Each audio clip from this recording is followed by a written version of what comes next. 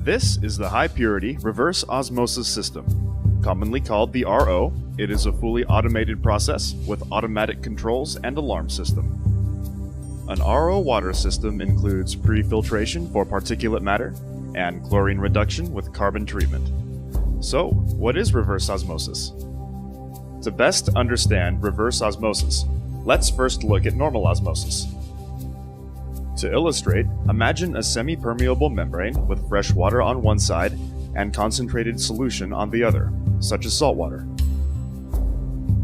If normal osmosis takes place, the fresh water will pass through the membrane to dilute the concentrated solution. In reverse osmosis, pressure is exerted on the side with the concentrated solution to force the water molecules through the membrane to the freshwater side. This retains the salt to give us salt-free water.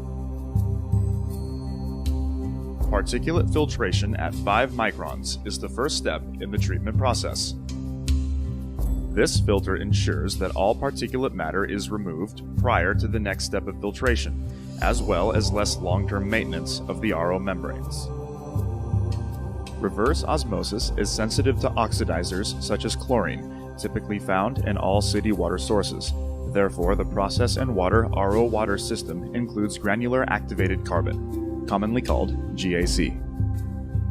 The GAC is an absorbent and will reduce the levels of chlorine being sent to the RO membranes.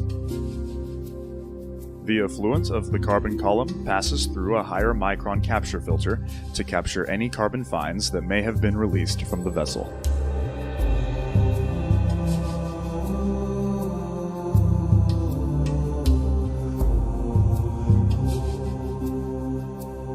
The influent water has been pre-treated and is now prepared to be processed through the reverse osmosis membrane.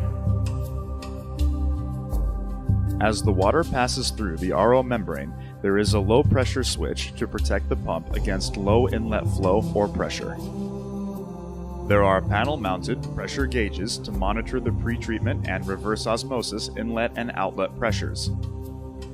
The neighboring control panel is used to monitor water quality and facilitate operational functions. There are 3 streams that exit the reverse osmosis process.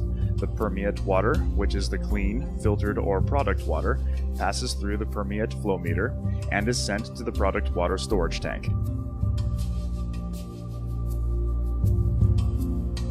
At higher salt levels, the concentrate is sent to sanitary sewer, or in some cases non-critical locations for reuse, also known as gray water recycle. In higher water recovery applications, a small percentage of the concentrate water is sent back to the inlet of the RO membrane for recycle. The salt removal reverse osmosis step is complete and the filtered water is stored for distribution and use. The product water is fed from the bottom of the tank to the distribution pump, where it will be post-treated before being fed to the facility points of use. The clean water low in salts, typically stored for a period of time, is a target for bacterial growth. Therefore, the process and water system includes a germicidal ultraviolet disinfection unit for bacteria control. Germicidal UVC light deactivates the DNA of bacteria, viruses, and other pathogens, and thus destroys their ability to multiply, which is critical in any process and lab use environment of RO product water. The UV-treated water is passed through a final filter, usually sub-micron, to filter any organic or non-organic matter from the subsequent ultraviolet treatment. In some cases, further ionic removal will be needed to meet deionized water quality. If this is required, Process and Water implements a DI polishing bed containing strong acid cation and strong basic anion resins to remove all remaining ionic constituents in the water.